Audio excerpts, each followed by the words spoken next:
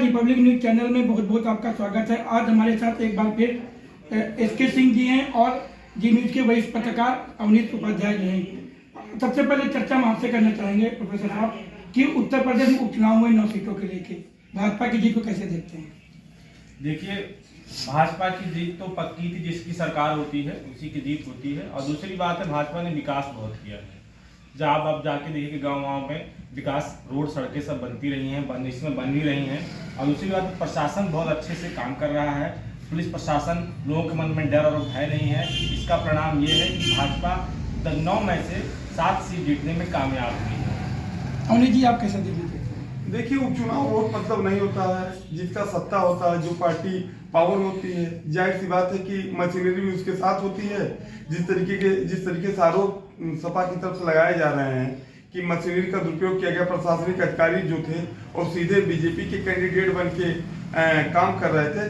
तो लेकिन रह गई बात, उपचुनाव है, परिणाम है, जो भी आए उसको लोग स्वीकार कर रहे हैं। और रह गई बात चुनाव की, तो 2022 लोकसभा चुनाव को देख लीजिए। उनको उत्तर प्रदेश में सपा से करारी चुनौती मिली है।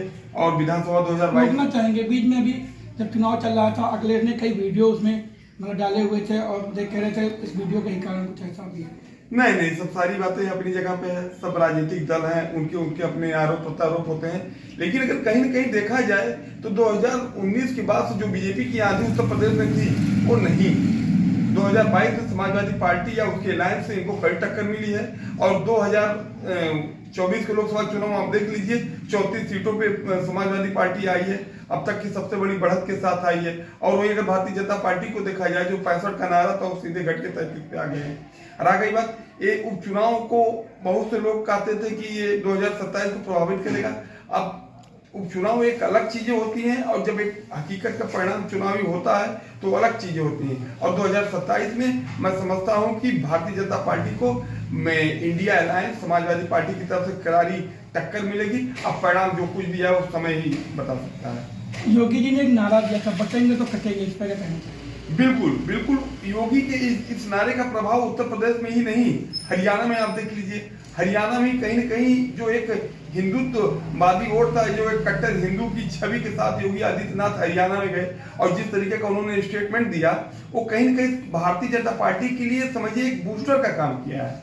और इसका एक प्रभाव वहां पे भी देखा गया महाराष्ट्र चुनाव में। महाराष्ट्र चुनाव में हुआ क्या कि इन्होंने जो बटेंगे कटेंगे ये जो सारी चीजों का नारा दिया, ये बहुत ही ज्यादा हिंदू वोटों को पोलराइज होने से रोका। और हिंदू वोट एकजुट हुए।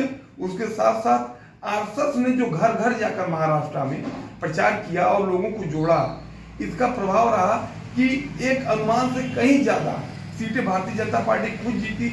उसके अलायंस को उसका फायदा मिला, चाहे वो एनसीपी अजित पवार का ग्रुप रहा हो, चाहे शिंदे रहा हो, शिवसेना ग्रुप रहा हो। तो मिला जुला के अगर देखा जाए तो भाई परिणाम जो कुछ है, बीजेपी की पावर, बीजेपी को सत्ता मिली है। जनता ने या महाराष्ट्र की जनता ने उनको ज्यादा मैंडेट दिया है। उत्तर प्रदेश में भी देखा जाए तो यहाँ की भी जनता उनको अगर दी है 7 सीटों में, 9 सीटों में सिर्फ बीजेपी समाजवादी पार्टी 2 सीटों पर जीती है। लेकिन कहीं बदेखा जाए समाजवादी पार्टी से उनको यहाँ पे भी कई टक्कर मिली है। हार जीत परिणाम की बात तो आपसे कहे नहीं, उपचुनाव इसको लेके बहुत मतलब नहीं। अभी कहीं अब बंगाल का आप उदाहरण ले लीजिए। बंगाल आप देखिए, ममता बनर्जी की पार्टी के तहत लोकसभा विधानसभा चुनाव को लेकर विधानसभा उपचुनाव देखिए, एक भी सीट कहीं कोई जीता नहीं। तो सब चल रहा है, आने वाला समय आप सुनिश्चित करेगा। 2027 ये है कि 2027 में आपकी बार उत्तर प्रदेश में कुछ बड़ा हो सकता है। और अब सारी चीजें हैं, देखिए आगे परिणाम समय आने पे ही क्लियर कर किया जा सकता है। एसके सिंह जी, कहीं विपक्ष ईवीएम पे लगातार आरोप लगाता है, इस बार भी अखिलेश कहीं कह रहे हैं ईवीएम का हस्ताक्षर। देखिए, एक्चुअली में अभी 3 जगह चुनाव हुए, 3 जगह कई राज्यों में उपचुनाव हुए हैं और 2 जगह अभी विधानसभा चुनाव हुआ है। इसमें महाराष्ट्र में बीजेपी को बम्पर जीत मिली है और झारखंड में बीजेपी को हार मिली है। तो अगर बीजेपी वहाँ हार गई तो क्या वहाँ ईवीएम का इन्होंने ईवीएम के ऊपर या मशीनरी का प्रयोग नहीं किया, सिर्फ महाराष्ट्र में किया? तो ये चीज में ये होता है कि कार्यकर्ता का मनोबल न गिरने पाए और कार्यकर्ता का हौसला बना रहे, इसलिए किसी के ऊपर आरोप मर देना होता है। यह मतलब नेताओं का काम होता है। ठीक है। दूसरी बात, जो सर्वे आते थे, सर्वे अभी जो बहुत सारे चैनलों के सर्वे आए हैं, मैट्रिक्स के आए हैं, एक्सिस माई इंडिया पोल के आए हैं, तो उसमें बहुत लोग इनको जिता रहे हैं, इनको जिता रहे हैं, तो सर्वे का कोई बहुत ज़्यादा मतलब नहीं होता है। सर्वे की छोटा सा सैंपल लेके लोग अपना सर्वे करते हैं, ठीक है। लेकिन बीजेपी अपने नीतियों के ऊपर, अपने कार्य के ऊपर, अपने विकास के ऊपर, ठीक है, अपने नेताओं की छवि के ऊपर, और देश, उनका पहला एक मुद्दा होता है कि देश है तो हम हैं, ठीक है, संविधान है, संविधान के ऊपर चलते हैं, इसलिए जनता उनको पसंद करती है। और बीजेपी एक राष्ट्रवादी पार्टी है, और उसके जो नेता हैं माननीय प्रधानमंत्री नरेंद्र मोदी जी, आज उनका भी सबके साथ देख लीजिए कितनी बड़ी हुई है, हर जगह जाते हैं, और उनका जो भारत का सम्मान मिलता हुआ है वो, और अभी गयाना में गए हुए देखिए उनका सर्वोच्च पुरस्कार उनको मिला हुआ है। ये बहुत बड़ी बात है, बहुत बड़ी उपलब्धि है, इसलिए जनता उनको पसंद करती है। और रही बात उत्तर प्रदेश में योगी आदित्यनाथ की, तो इनकी छवि भी बेदाग है।